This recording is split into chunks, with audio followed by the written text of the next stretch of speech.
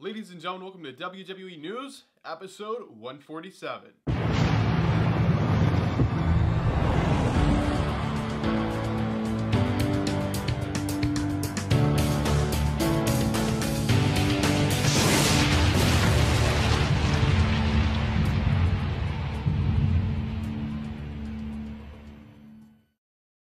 Ladies and gentlemen, welcome back to another video. Bryan and welcome back to another episode of WWE News. So I'm actually looking for a new intro, so if you're a graphic designer, like an actual graphic designer, or you know someone who is a good graphic designer, definitely hit me up on Twitter or something, because I need a new intro and I absolutely suck at doing them.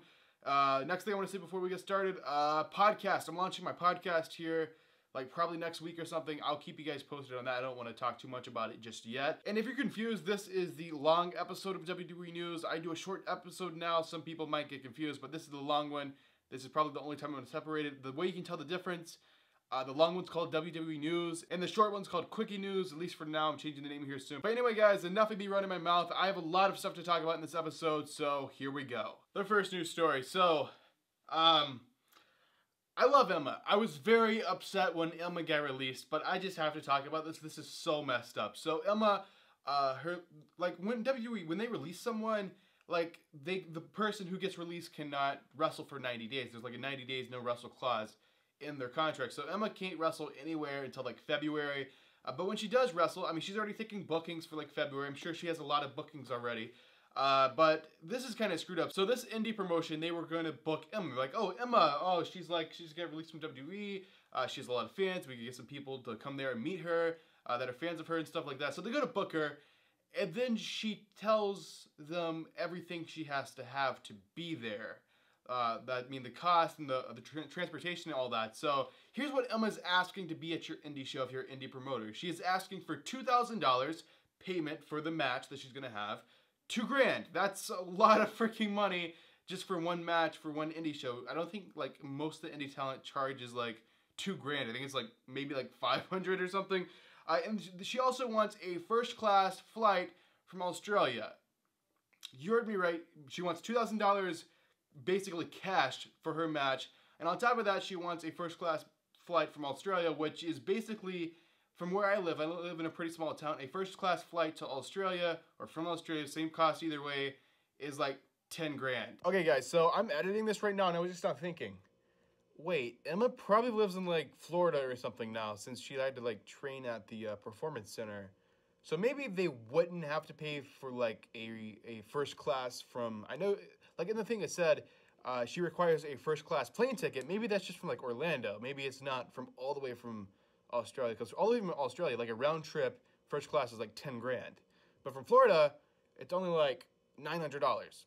But still, that's a lot of money. Still, it's like $3,000 to book Emma.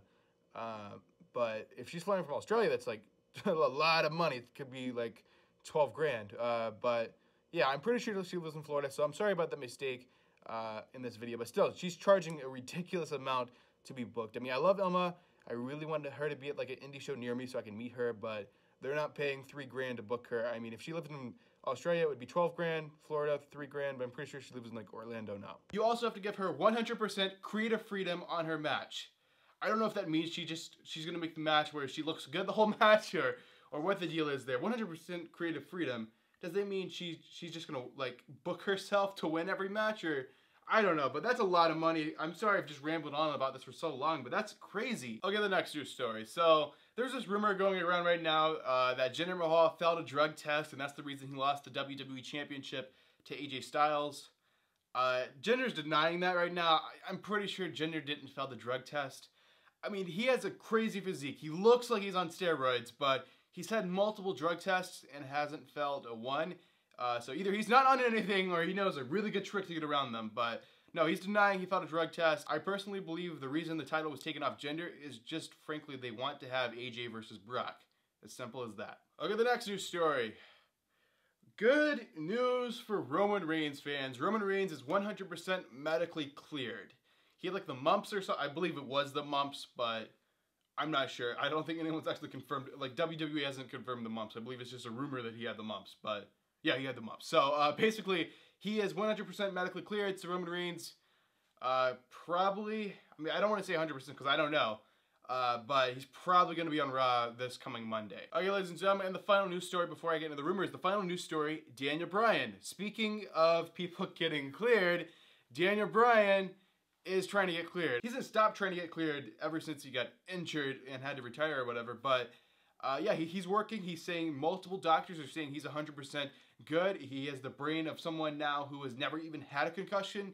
So Daniel Bryan return, not out of the question. It's just when they're going to do it. And Daniel Bryan already said if WWE will not allow him to return, come out of retirement, have some more matches and another run or something, he's just going to go wrestle for Ring of Honor or New Japan. I mean, we'll talk about New Japan here in a second because Chris Jericho's having a match there, blowing everyone's mind, or WWE wrestlers having a match in New Japan and it's still going to be coming back to the WWE. But anyway, yeah, that's all the news stories. So yeah, let's go ahead and get the rumors, and I guess we'll jump right into the Chris Jericho stuff. Don't worry, I'm not just now reporting on Chris Jericho and Kenny Omega match. I reported that like the day it was announced. So yeah, I'm not talking about that. I know some of my news is like really delayed because I only do news episodes twice a week, and there's 7 days in a week, 7 news days in a week. I'm only able to do 2 news episodes a week. But anyway, I have rumors about the whole Chris Jericho thing, and these rumors are pretty close to being confirmed. So Chris Jericho, the first rumor about it is Chris Jericho actually got this match cleared with WWE, more specifically with Vince McMahon himself. So Vince McMahon basically told Chris Jericho, yeah, you can go have a match in New Japan, that's fine with me. I mean, he's not under a WWE contract, so they couldn't stop him either way, but I guess he just wanted to go ahead and tell them what he's doing, just so they're not like freaking out. Holy crap, one of our main wrestlers for 2017 is in New Japan now. What did we do wrong? But he actually told the WWE he was doing a thing in New Japan, so they didn't like freak out. And the next rumor about the whole Chris Jericho Kenny Omega match is that Chris Jericho got this idea from the McGregor Mayweather fight I guess it was a few months ago.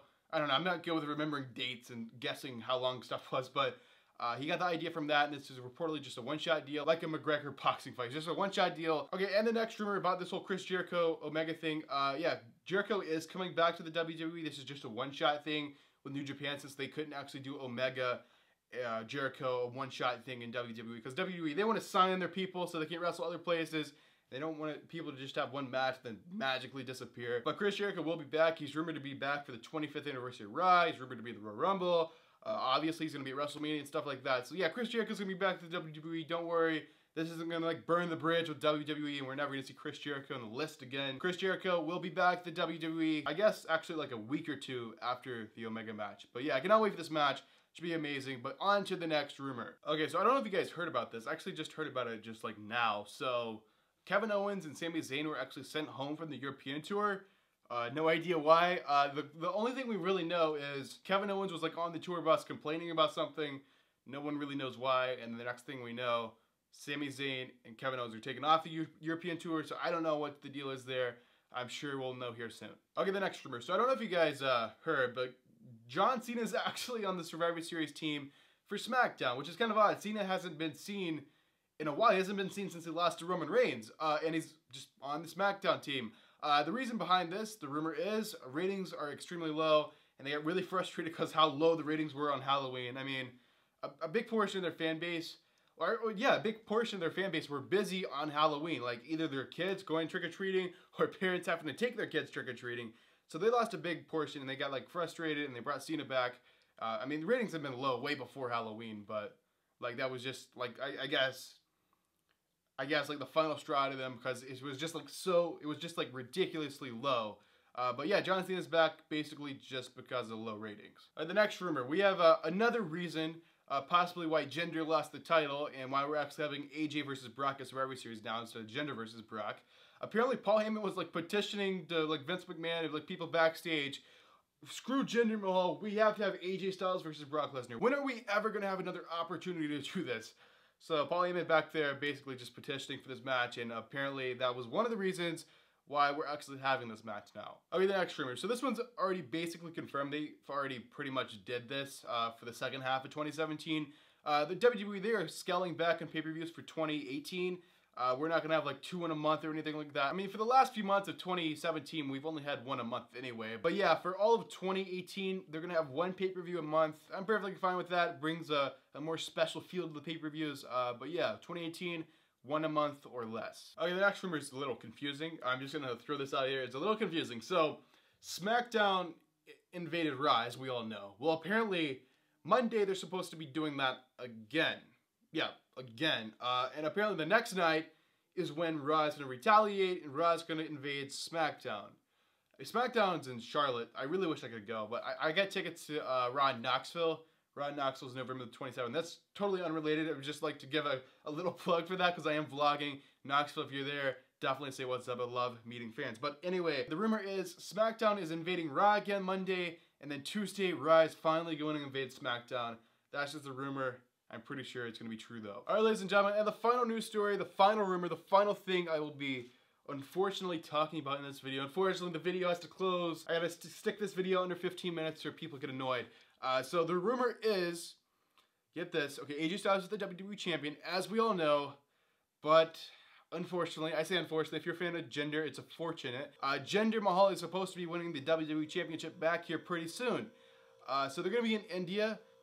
The rumor was a few months ago that Jinder was gonna hold on the title because they're going to India, and they want him to be the poster child so he can sell more tickets and stuff like that. Well, the rumor is Jinder is either winning the title back right before that tour or during that tour. So in December, Jinder Mahal is getting the title back.